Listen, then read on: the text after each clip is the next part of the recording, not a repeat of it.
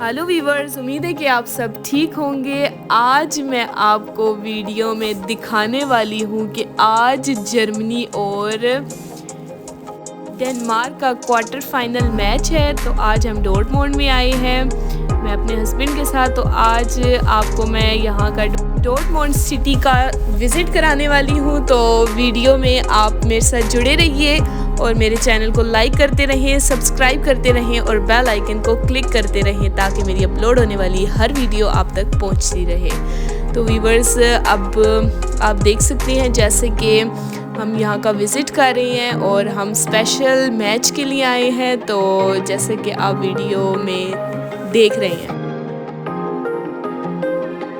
तो यहाँ पर वीवर्स एंट्री वाली जगह है, ठीक है। ये राइट साइड पर पूरा इंतज़ाम किया गया है, अंदर बड़ी सी LCD लगाई गई है और जो है वो जिनने मैच को देखना है वो इस जगह पर अंदर इंटर हो सकते हैं।